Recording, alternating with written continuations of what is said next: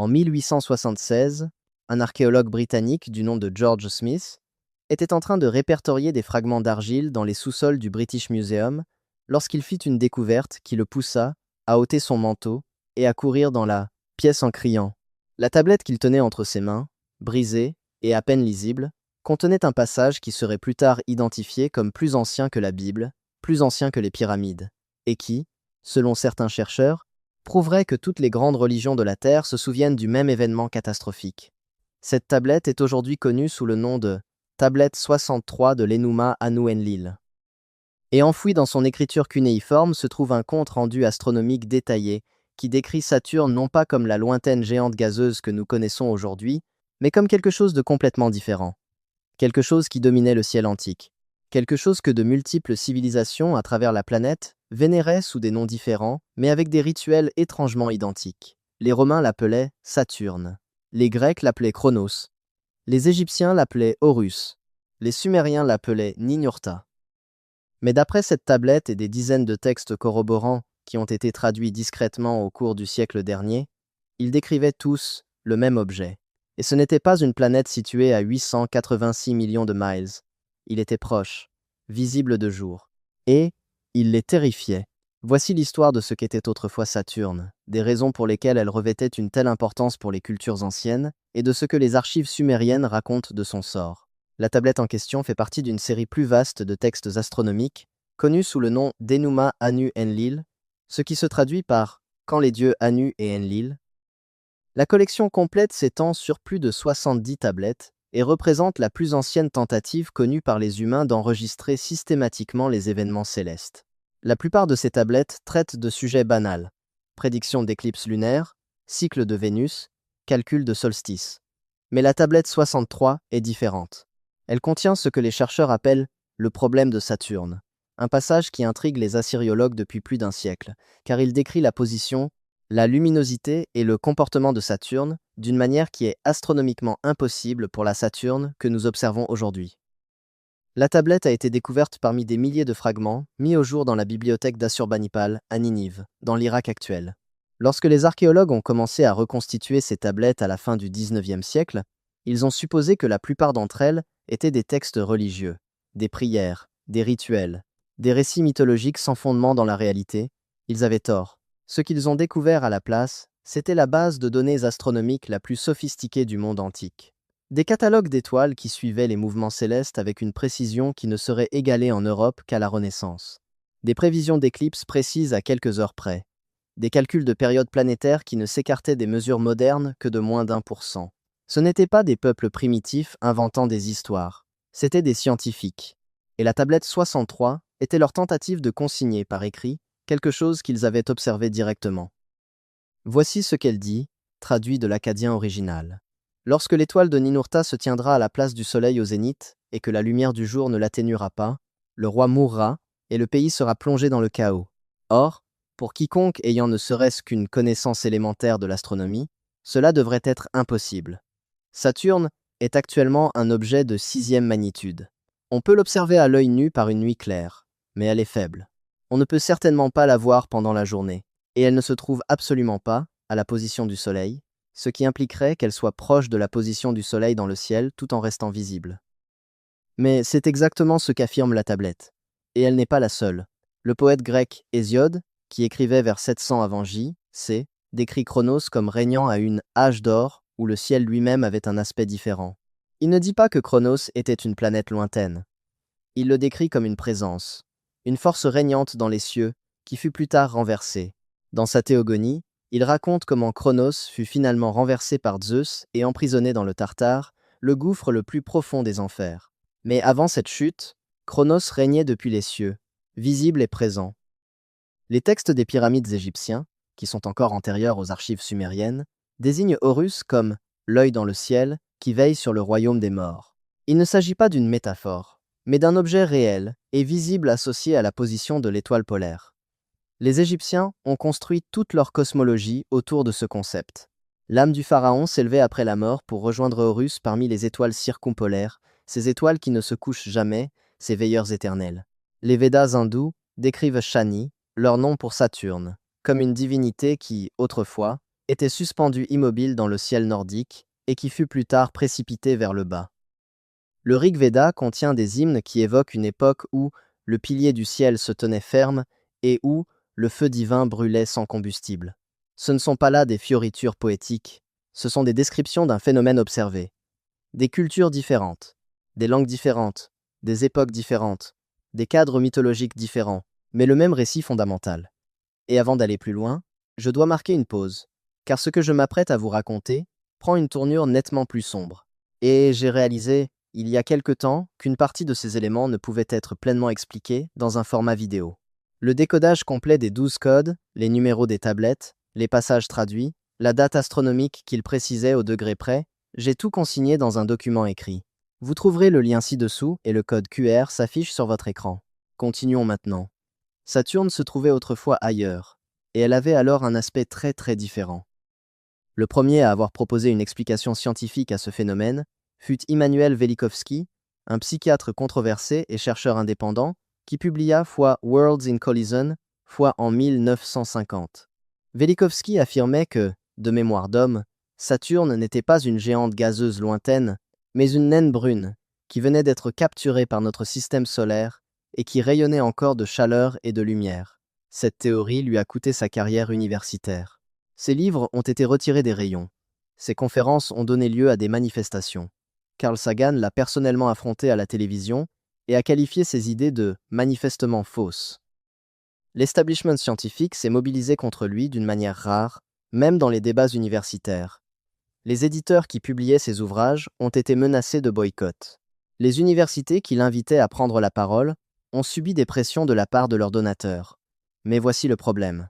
La chronologie de Velikovsky était erronée. Son mécanisme était spéculatif. Sa compréhension de la mécanique orbitale présentait des lacunes sur plusieurs points essentiels. Pourtant, son observation fondamentale, à savoir que les civilisations anciennes décrivent systématiquement Saturne comme un objet lumineux visible de jour et situé près du pôle céleste, n'a jamais été expliquée de manière satisfaisante par l'astronomie dominante. Alors, si Saturne n'était pas là où elle se trouve aujourd'hui, où était-elle? Et comment le savons-nous? La réponse provient d'un motif qui apparaît si systématiquement dans la mythologie qu'il ne peut s'agir d'une coïncidence. Dans toutes les grandes cultures anciennes, on retrouve une image récurrente, un alignement céleste. Une structure cosmique qu'elles ont toutes dessinée, gravée dans la pierre et reproduite dans des monuments. On l'appelle la configuration polaire. La théorie est la suivante. À une certaine époque, dans un passé lointain, la Terre ne tournait pas autour du Soleil selon la configuration que nous observons aujourd'hui. Au contraire, la Terre, Mars, Vénus et Saturne étaient alignés verticalement le long d'un axe commun, avec Saturne au sommet, rayonnant de lumière comme une étoile faible. Du point de vue de la Terre, si l'on levait les yeux, on ne verrait pas Saturne se déplacer dans le ciel comme le font les planètes aujourd'hui. On la verrait figée dans une seule position, directement au-dessus de nos têtes. Rayonnante. Avec Mars et Vénus apparaissant comme des sphères plus petites devant elle, créant un motif géométrique en couches. Cela aurait donné lieu à un spectacle sans pareil par rapport à ce que nous pouvons observer dans notre ciel actuel. Imaginez-vous debout dans le monde antique, levant les yeux pour voir une immense sphère lumineuse suspendue immobile au zénith, avec deux sphères plus petites placées devant elle comme des ornements cosmiques.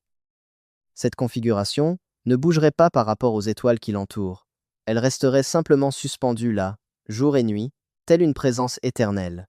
C'est exactement ce que les cultures anciennes ont représenté, encore et encore, aux quatre coins du monde. L'œil de Ra, égyptien, n'est pas un œil. C'est un cercle avec un point central.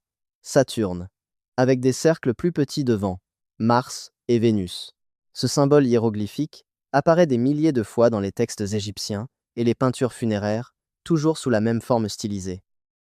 Un cercle à l'intérieur d'un cercle, parfois accompagné d'éléments géométriques supplémentaires, représentant les effets de décharge de plasma qui se produiraient dans une telle configuration. Le disque ailé sumérien montre la même chose. Une sphère centrale d'où s'étendent des ailes ou des croissants, représentant les motifs de décharge de plasma qui se formeraient autour d'une naine brune à proximité immédiate de corps planétaires. Ce symbole apparaît sur des sceaux, des tablettes et les murs des temples sumériens, souvent dans des contextes qui suggèrent une observation astronomique plutôt qu'une abstraction religieuse. Le symbole aztèque, Olin. 4 quadrants autour d'un cercle central. Même structure. Les Aztèques croyaient que ce symbole représentait les 4 mondes antérieurs qui avaient été détruits avant l'ère actuelle. Chaque quadrant représentait une époque différente, mais le cercle central restait constant. Saturne, le témoin éternel des cycles cosmiques. Le Taijitu chinois, ce que nous appelons le symbole du yin-yang. Un cercle divisé par une courbe sinueuse. Même configuration, simplement stylisée différemment. Les deux moitiés représentent Mars et Vénus dans une relation dynamique, avec Saturne comme ensemble englobant. La croix celtique. Une croix inscrite dans un cercle. La croix représente la division en 4 parties de la configuration polaire vue sous différents angles, le cercle représentant le disque de Saturne. La roue médicinale amérindienne. Même structure. Un centre d'où rayonnent des rayons, représentant l'alignement des corps célestes autour de la position polaire de Saturne. Il ne s'agit pas d'une coïncidence artistique. Il s'agit d'une documentation issue de l'observation. Ces cultures n'inventaient pas indépendamment les mêmes symboles géométriques. Elles dessinaient ce qu'elles voyaient. Et ce sont les textes sumériens qui fournissent les descriptions les plus précises de ce phénomène. La tablette 63 ne se contente pas de décrire la position de Saturne. Elle décrit les circonstances dans lesquelles la lumière de Saturne se tiendrait à la place du Soleil et resterait visible pendant la journée. Elle décrit une naine brune, un objet substellaire qui émet un rayonnement infrarouge et dont on peut percevoir une faible lueur, même en plein jour, s'il est suffisamment proche. Mais la tablette va plus loin. Elle décrit ce qui se passe lorsque cette configuration devient instable. Lorsque l'étoile de Ninurta quittera sa position et se dirigera vers l'horizon, le feu pleuvra du ciel, les rivières s'assécheront, et le pays connaîtra la famine pendant 7 ans. Ce n'est pas de la mythologie. Il s'agit du témoignage d'un témoin oculaire d'une catastrophe planétaire. Maintenant, si cela vous semble insensé, examinez les preuves matérielles, car elles sont nombreuses. Tout d'abord, les mythes du déluge universel. Chaque culture antique en possède un. Les Sumériens ont l'épopée de Gilgamesh. Les Hébreux ont Noé. Les Grecs ont Deucalion. Les Hindous ont Manu. Les Chinois ont Gunyu. Les Amérindiens ont des dizaines de variantes régionales. Les aborigènes d'Australie ont les récits du déluge du temps du rêve. Les insulaires du Pacifique ont leur légende du déluge. L'archéologie dominante explique cela par le fait que des tribus isolées auraient connu des inondations localisées et les auraient exagérées pour en faire des mythes mondiaux. Mais cela n'explique pas pourquoi les détails sont si similaires. Un avertissement des dieux, un survivant élu, une arche, des animaux sauvés par paire, un arc-en-ciel ou un signe céleste marquant la fin, des eaux recouvrant les plus hautes montagnes, un accostage sur un sommet sacré après le retrait des eaux. Il ne s'agit pas là de vagues parallèles. Ce sont des structures narratives récurrentes qui suggèrent un événement d'origine commun. Avant de passer à la partie suivante, arrêtez-vous un instant. Ce que vous venez d'entendre au sujet de la configuration polaire est l'élément qui change tout. Mais cela n'a de sens que lorsque vous le voyez écrit à côté de la notation sumérienne originale. Les descriptions d'alignement, les relevés de luminosité, les calculs de décharge de plasma. Tout se trouve dans le document dont le lien figure ci-dessous. Prenez 5 secondes dès maintenant, consultez-le, puis revenez ici, car ce qui suit s'appuie directement sur ces informations. Le lien se trouve dans la description. Le code QR est affiché sur votre écran. Deuxièmement, la couche sédimentaire mondiale.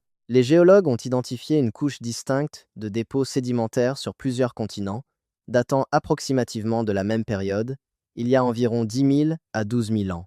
Cette couche contient des traces d'inondations rapides, d'extinctions massives et d'un changement climatique soudain qui a mis fin à la dernière période glaciaire.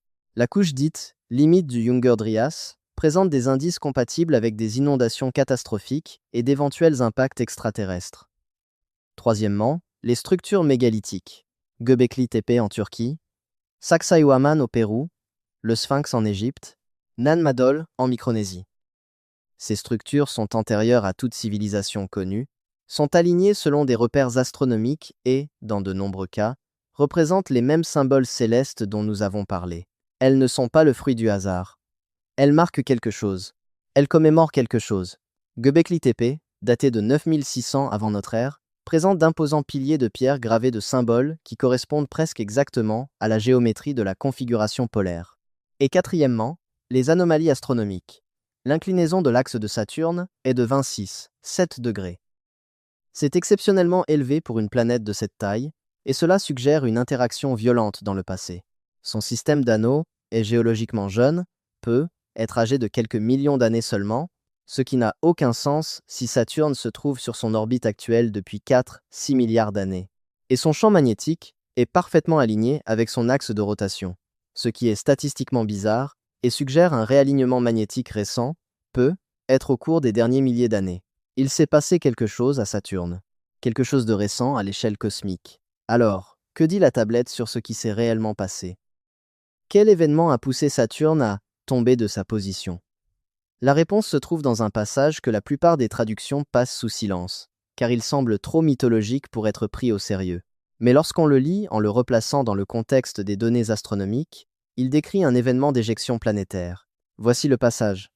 La grande étoile Ninurta a mené une guerre contre Tiamat, et au cours de la bataille, les cieux ont été déchirés. Ninurta a frappé Tiamat avec son arme, et elle s'est fendue en deux. Ses os sont tombés dans le monde inférieur, et son corps est devenu le bracelet du ciel. Ah. Or, l'archéologie dominante interprète cela comme un pur mythe. Ninurta, un dieu, combattant Tiamat, un monstre du chaos, et créant le cosmos à partir de son cadavre. Poétique. Symbolique. Dépourvu de sens. Mais les chercheurs catastrophistes en donnent une interprétation très différente. Tiamat, affirme-t-il, n'était pas un monstre, c'était une planète. Une planète aquatique qui existait autrefois dans l'espace orbital, où se trouve aujourd'hui la ceinture d'astéroïdes. Ninurta, Saturne, n'était pas un dieu. C'était une naine brune qui traversait le système solaire interne sur une orbite elliptique. La guerre n'était pas une bataille mythologique. Il s'agissait d'une interaction gravitationnelle. Un quasi-collision ou une collision qui a déchiqueté Tiamat. Ses eaux tombèrent dans le monde inférieur, décrit les océans de cette planète arrachés et attirés vers la Terre, provoquant le déluge universel. Son corps devint le bracelet du ciel, décrit les débris restants, se dispersant pour former un anneau orbital, la ceinture d'astéroïdes. Et Saturne, à la suite de cette interaction, a été perturbé gravitationnellement, perdant son alignement polaire avec la Terre, et projeté sur son orbite lointaine actuelle. Cela explique tout, les mythes du déluge. Le changement climatique soudain, l'obsession pour Saturne dans les religions anciennes. Les symboles identiques gravés à travers les continents. Ils se souvenaient tous du même événement, le jour où le ciel a changé. Bon, si vous êtes sceptique, je comprends. Cela ressemble à la théorie des anciens astronautes. Cela ressemble à de la pseudoscience. Mais voilà le problème. La communauté scientifique n'a pas de meilleure explication. Pourquoi les cultures anciennes décrivent-elles unanimement Saturne comme un objet visible et lumineux dans le ciel diurne? L'astronomie dominante affirme qu'elle se trompait, exagérait ou inventait des histoires. Mais ce sont ces mêmes peuples qui prédisaient avec précision les éclipses, suivaient les cycles de Vénus et construisaient des structures alignées sur des événements célestes avec une précision que nous parvenons à peine à reproduire aujourd'hui. Ils n'étaient pas stupides. Pourquoi existe-t-il des mythes du déluge sur tous les continents, avec des détails si spécifiques qui se recoupent? L'archéologie dominante parle de coïncidences, des inondations isolées qui se seraient produites à des époques différentes, mais qui auraient été mythifiées de manière similaire. Mais cela n'explique pas la couche sédimentaire mondiale, ni les extinctions soudaines. Pourquoi les structures mégalithiques sont-elles antérieures aux civilisations connues et témoignent-elles de connaissances astronomiques avancées? L'histoire dominante affirme que nous n'avons pas encore découvert ces civilisations antérieures, mais cela fait 200 ans que nous les recherchons. À un certain moment, l'absence de preuve devient une preuve d'absence. Et pourquoi Saturne possède-t-elle un système d'anneaux géologiquement jeune, une inclinaison axiale anormale et un champ magnétique parfaitement aligné? L'astrophysique dominante affirme que nous ne le savons pas encore, mais qu'il existe probablement une explication conventionnelle. Mais peut être que l'explication conventionnelle est justement qu'un événement non conventionnel s'est produit. La tablette sumérienne ne se contente pas de décrire ce qu'était Saturne autrefois. Elle décrit ce qui s'est passé lorsqu'elle est partie. Un autre passage, souvent mal traduit, dit « Lorsque Ninurta quitta son trône dans les cieux, le peuple pleura, car il savait que l'ère de l'abondance avait pris fin. Les pluies ne viendraient plus en leur saison, les récoltes seraient mauvaises. Les dieux avaient abandonné la terre. Ce n'est pas de la poésie religieuse, c'est de la science du climat. Si la Terre avait autrefois entretenu une relation orbitale stable, avec une naine brune dégageant de la chaleur, même faible, et que cet objet avait soudainement disparu, le climat se serait déstabilisé. Les températures auraient chuté, les régimes climatiques auraient changé.